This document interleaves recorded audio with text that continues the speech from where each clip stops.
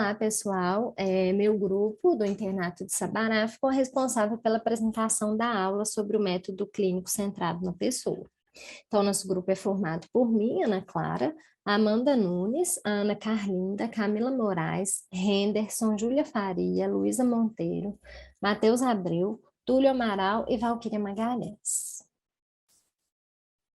Antes da gente falar propriamente, né, do método clínico centrado na pessoa, a gente trouxe aqui um conceito importante, né, que é abordado na atenção primária à saúde, que é o de medicina da pessoa inteira. O que isso quer dizer?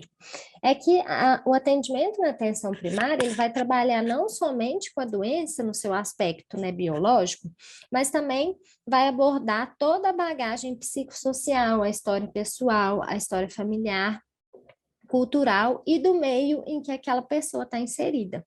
Por isso, a pessoa é tratada como inteira, né? Como um todo. Para que a gente possa trabalhar essa medicina de pessoa inteira, é importante que seja construída uma boa relação médico-paciente, de confiança, de troca, né, que vai proporcionar um cuidado compreensivo para abordar todo esse contexto que eu falei, não só biológico. E aqui também é importante o conceito de observação estendida. Por quê? Através né, do atendimento na atenção primária à saúde, a gente consegue fazer o que é chamado de demora permitida, que é coletar informações ao longo do tempo em várias consultas, não é num primeiro atendimento que você precisa fechar um diagnóstico, tomar qualquer conduta. Você consegue trabalhar isso ao longo de vários atendimentos. Isso vai facilitar a continuidade do cuidado e o cuidado preventivo, ou seja, promover saúde em todos os atendimentos que você faça com aquela pessoa. Para que a gente construa essa relação médico-paciente de qualidade, né, de forma efetiva, é importante considerar a forma como é feita a abordagem na consulta, no atendimento. E é para isso que vem o método centrado na pessoa, o método clínico centrado na pessoa. Por quê? Ele vai dar protagonismo ao paciente, né, à pessoa. Vai descentralizar o poder das mãos do médico, como era feito tradicionalmente. Esse método, através desse método, a gente consegue garantir que todas as características do indivíduo sejam levadas em consideração. Ou seja, a gente consegue praticar a medicina da pessoa inteira. Esse método, ele conta com 4 componentes, que são explorando a enfermidade e a experiência da pessoa em estar doente, entendendo a pessoa como um todo, elaborando o projeto comum de manejo dos problemas, né, tomando decisões em conjunto e intensificando a relação médico-pessoa. Antes, a gente tinha mais 2 pilares, mais 2 componentes, mas eles foram incorporados aos outros, que é incorporando prevenção e promoção à saúde e sendo realista. Durante a apresentação, a gente vai abordar cada um em particular, né? Bom, o primeiro componente do método é explorando a saúde, a doença e a experiência da doença. A gente trouxe aqui uma frase para contextualizar esse componente que é muito importante, ela resume bem ele. Uma determinada doença é o que todos com essa patologia têm em comum, mas a experiência sobre a doença de cada pessoa é única. Por que essa frase é tão importante, né? Porque ela vai fazer com que a gente entenda que o processo do adoecimento é muito particular, porque ele envolve a experiência que essa pessoa tem sobre essa patologia, o que é muito individual, né? Que uma mesma doença pode acometer várias pessoas, mas cada uma dessas pessoas vai ter uma percepção de adoecimento diferente, uma vivência diferente em relação a essa doença. Aí a gente trouxe aqui os conceitos de saúde, doença e de experiência da doença. O conceito de saúde, ele é definido como uma percepção que a pessoa tem sobre a saúde na sua vida, ou seja, como através da saúde elas são capazes de realizar suas funções dentro das suas vidas, como elas têm aspirações, né, seus planos, seus sonhos, e conseguir realizá-las. A doença já é uma avaliação objetiva do corpo. é feita através de exame físico, exame laboratorial. Então, na doença, né, no conceito de doença, o foco é no corpo e não na pessoa. Já a experiência de doença é o oposto, porque é uma experiência pessoal subjetiva de estar doente. Aqui é como cada pessoa vai lidar com o processo do adoecimento, com seus medos, as suas angústias em relação ao estar doente. Então, diferentemente da doença, a experiência da doença é uma questão subjetiva. Então, para explorar a experiência da doença, né, o método clínico centrado na pessoa, ele traz a abordagem desse mnemônico, que é o CIF, que vai tratar do sentimento, das ideias, do funcionamento da vida e das expectativas daquela pessoa em relação à doença. Então, os sentimentos, né? Quais são os sentimentos que aquele problema atual trazem para a pessoa? Por exemplo, minha vizinha começou assim, tenho muito medo de que seja algo grave. Então, aqui o sentimento que a pessoa traz é de medo. O I, as ideias sobre o que pode estar acontecendo. Antes de chegar no atendimento, a pessoa já formulou na sua cabeça ideias, né? Possibilidades sobre o que ela tem. Por exemplo, acho que é menopausa chegando, doutor. Ou ainda, acho que estou resfriada. Então, ela criou possibilidades na cabeça dela em relação ao problema que ela tem, né? O F, funções da rotina que podem ser afetadas por causa do problema que ela está passando. Por exemplo, meu marido diz que não sou mais a mesma. Ou outro exemplo, não consigo trabalhar como antes. Está prejudicando minha atividade no trabalho. Então, aqui a função trabalho, função familiar, né, esposa, está sendo afetada. E o E são as expectativas do que pode ser feito pelo profissional quando ela busca essa ajuda, quando ela busca esse atendimento. Por exemplo, quem sabe eu não preciso fazer uns exames, ou quem sabe eu não preciso tomar antibiótico. Então, são as expectativas, o que ela está buscando quando ela procura aquele profissional.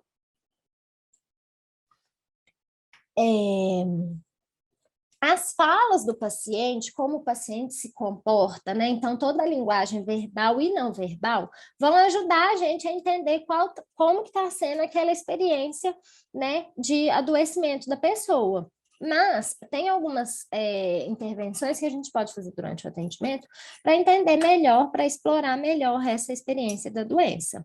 Por exemplo, o que está te preocupando, como isso está afetando a sua vida, o que você pensa sobre isso, o que você espera disso, quanto você acredita que eu posso te ajudar.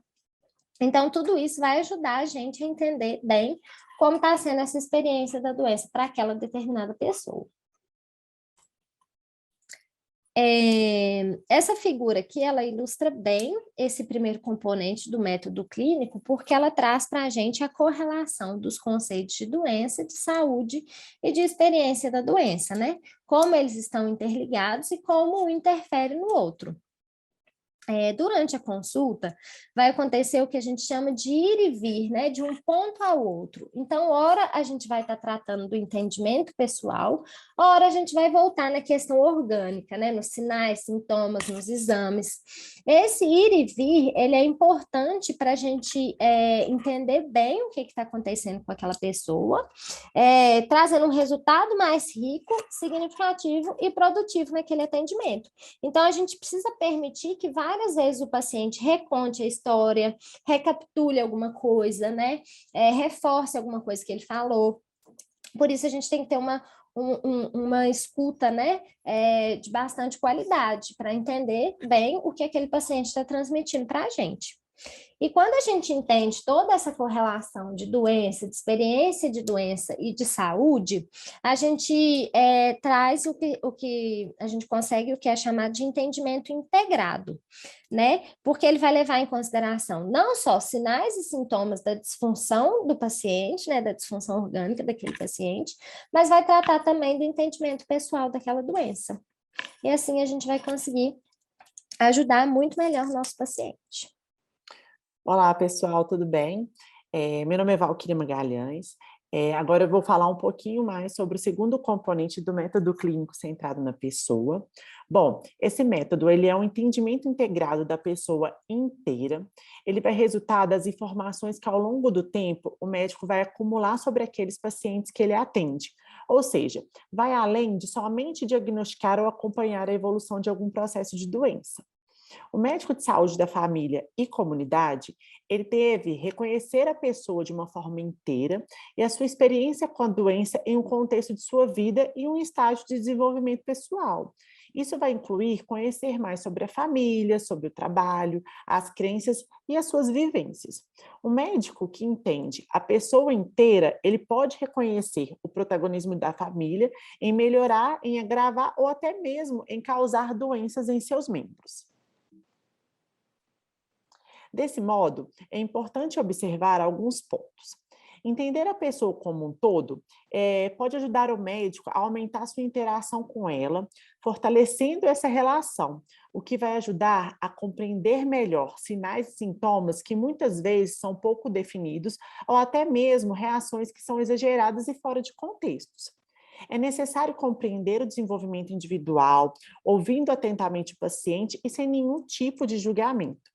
Para isso, ao atender alguém, é preciso saber em que posição a pessoa se encontra no seu ciclo de vida, como, por exemplo, as tarefas que ela assume e os papéis que ela vai desempenhar na sua vida. Além disso, é fundamental discutir questões que talvez o paciente não teve oportunidade de falar devido ao seu contexto social. Isso ajuda a impedir o agravamento de saúde desse paciente. Sendo assim, se torna importante saber identificar os problemas que não são possíveis de fazer diagnóstico através de sinais e sintomas.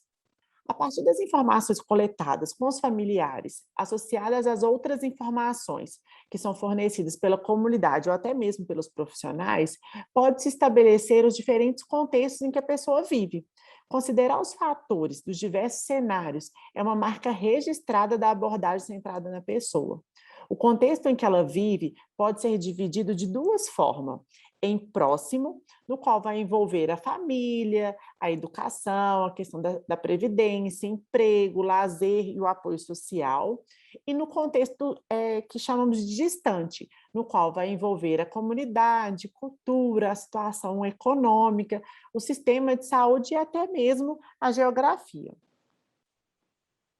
Sendo assim, entendendo a pessoa como um todo, o médico ele tem a possibilidade de romper com a abordagem tradicional, fazendo com que a doença ela deixe de ser vista como uma entidade específica, como uma existência separada de quem a sofre, né?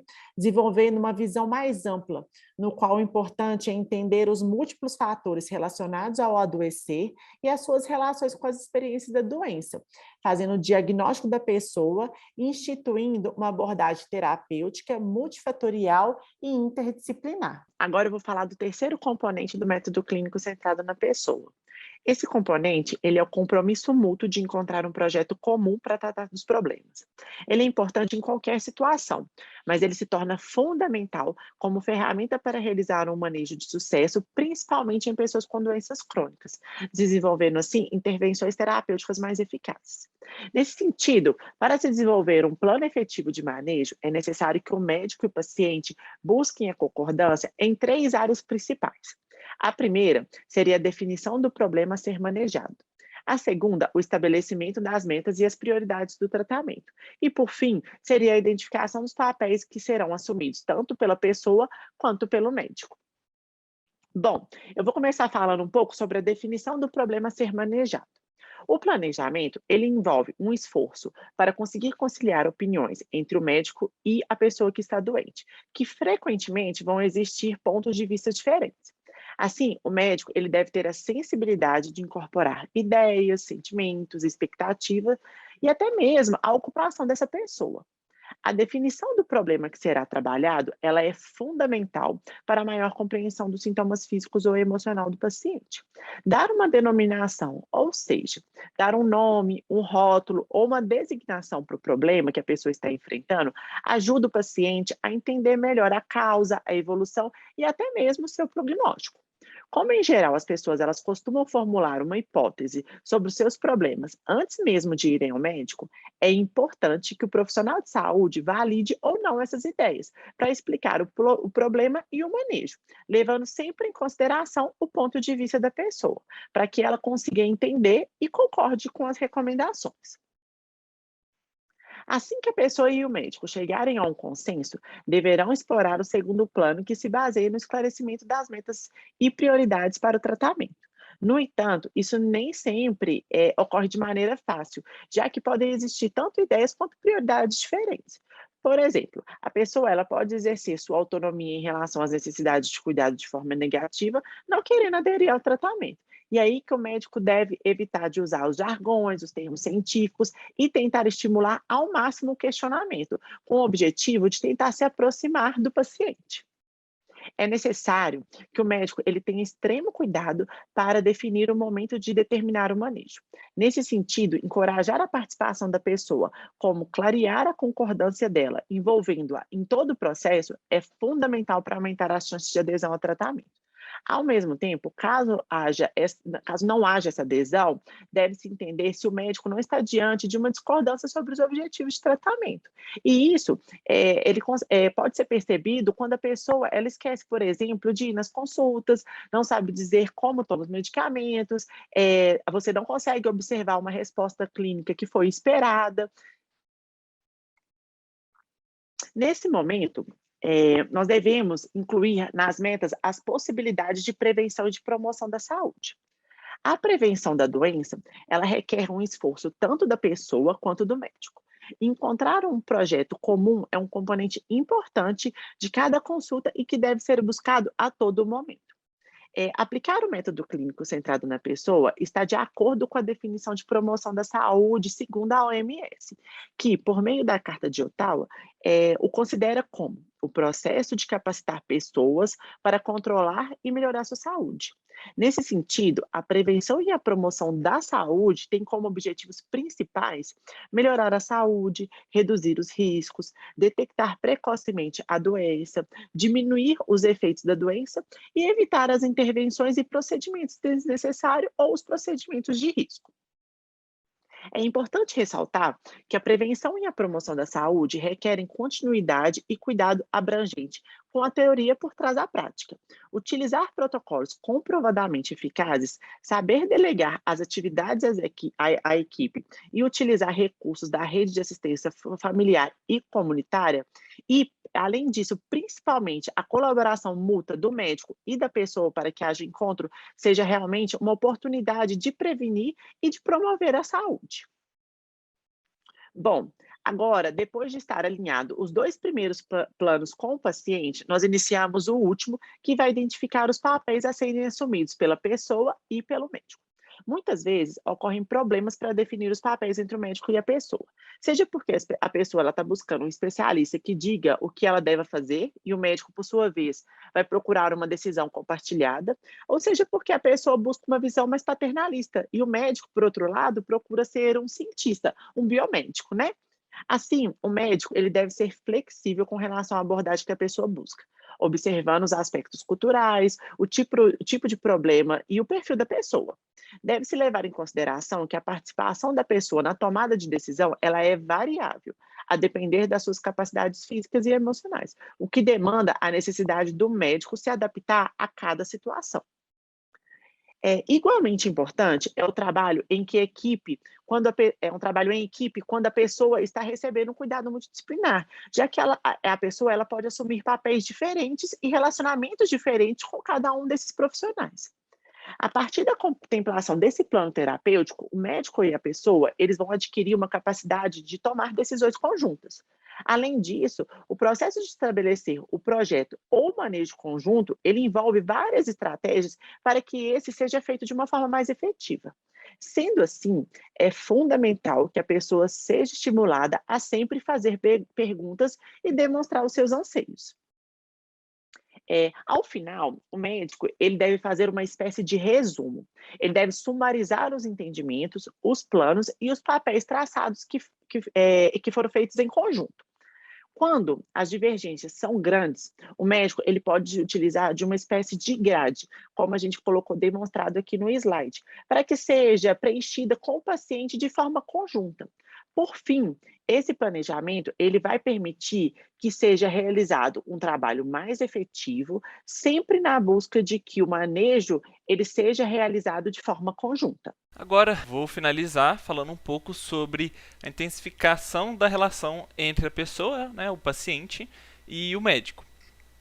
Como então, o que o médico precisa ter em mente para fortalecer essa relação médico-paciente, que é fundamental tanto na compreensão, né, na anamnese, na compreensão de qual a patologia do paciente, quanto na confecção de um tratamento desenhado, personalizado para aquela pessoa, para aquela realidade.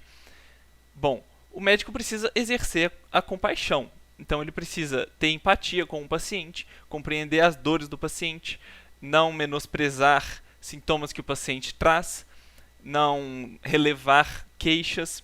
Tudo deve ser levado em conta e entendido dentro de um contexto. Porque por mais que a patologia do paciente não seja uma causa biológica, fisiopatológica de um certo sintoma que ele está trazendo, aquele certo sintoma que ele está trazendo pode estar sendo causado pela influência que aquela doença está gerando na vida dele. Por exemplo, o paciente pode ter uma unha encravada e por causa disso ele está andando de uma certa maneira que está gerando nele uma dor lombar. Então, uma coisa pode levar a outra por mais que não seja a fisiopatologia, porque depende da vida do paciente. E se esse paciente que eu acabei de citar, por exemplo, trabalha num serviço muito manual, onde ele precisa, por exemplo, carregar caixas, e ele não pode largar esse serviço porque ele cuida de 2, 3 filhos, ele mantém a renda familiar. Então toda essa realidade desse paciente você não saberia se você simplesmente visse a unha encravada e falasse, tá aqui o tratamento.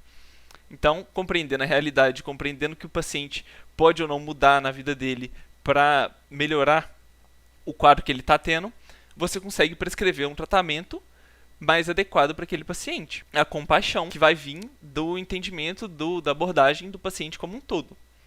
A relação de poder, que é o médico tem que compreender que, além dele estar numa posição de poder com relação ao paciente na decisão terapêutica, pois o médico é quem tem o domínio técnico, ele também tem uma relação de poder, pois o paciente está numa situação vulnerável. O paciente ele está buscando ajuda, pois ele está com uma patologia que ele deseja a resolução. Então, o médico está numa relação onde ele poderia facilmente prescrever para o paciente curas milagrosas que o paciente iria aceitar, pois ele está buscando a cura, ele quer se livrar daquele incômodo. Então, é preciso entender muito essa relação, porque o médico pode acabar, sem perceber, forçando sobre o paciente alguma decisão terapêutica que poderia ter sido uma decisão compartilhada. Por exemplo, vamos dar paracetamol ou dipirona para esse paciente que está com uma dor.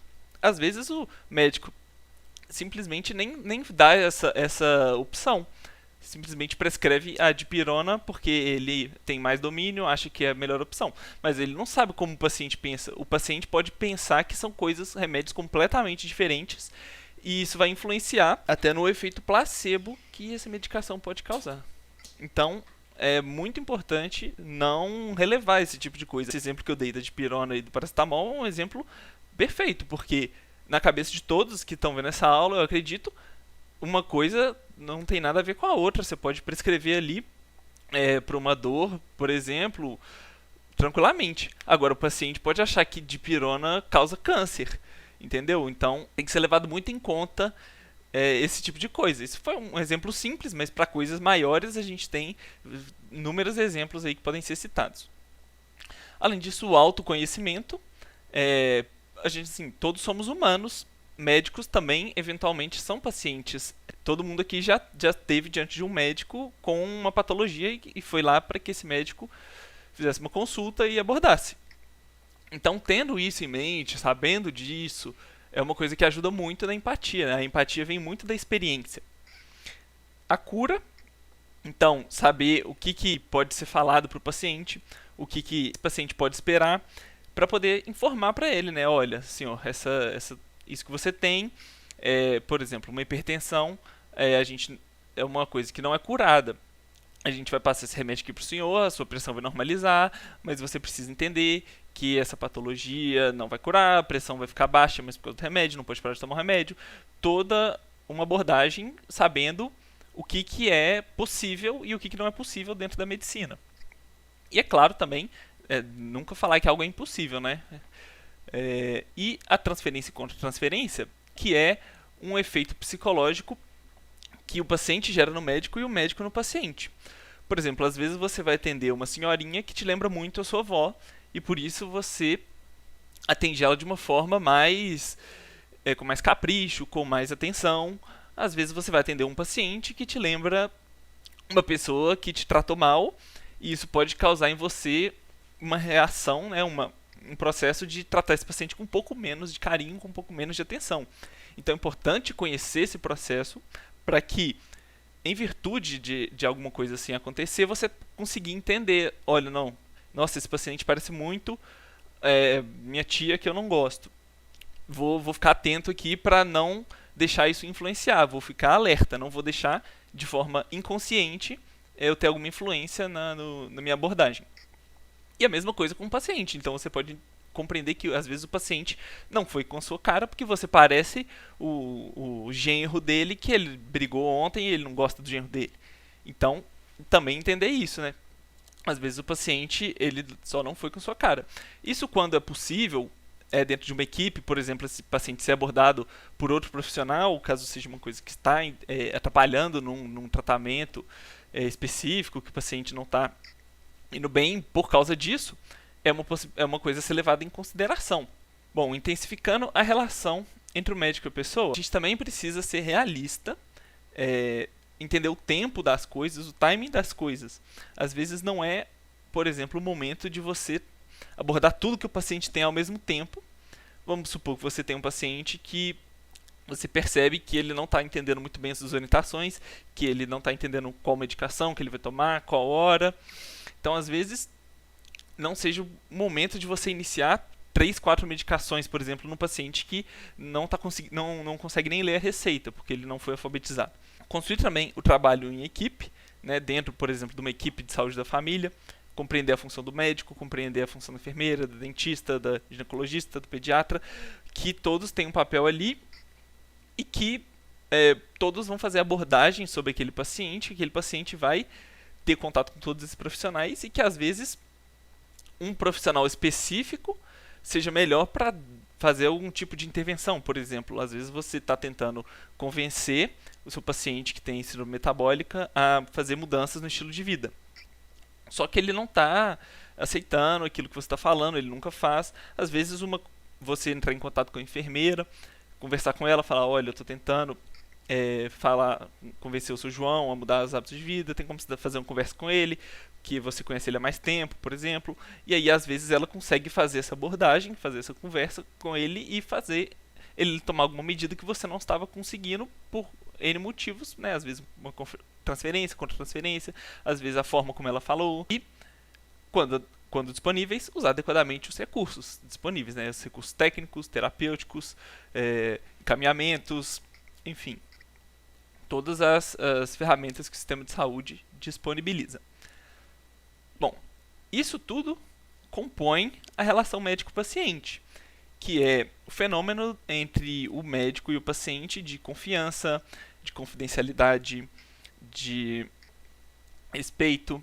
Então, se o paciente não confia no médico, por exemplo, ele pode não falar algum sintoma, ele pode não adotar as medidas prescritas, ele pode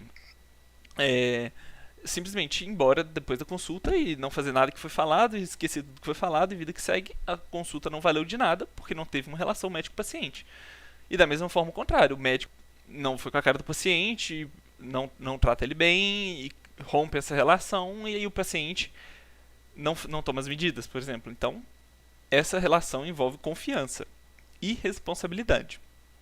E ela se caracteriza pelos compromissos e deveres de ambos os atores, embora o paciente ele não é obrigado a estabelecer a relação médico-paciente, ele depende dessa relação médico-paciente para que ele obtenha sucesso terapêutico. E sem essa interação verdadeira, não existe medicina. Bom, pessoal, essa foi a nossa apresentação. Gostaria de agradecer a todos que assistiram, agradecer ao professor por algum feedback que ele vinha dar para nós. Bom fim de semana, boa semana para todo mundo aí. Até mais.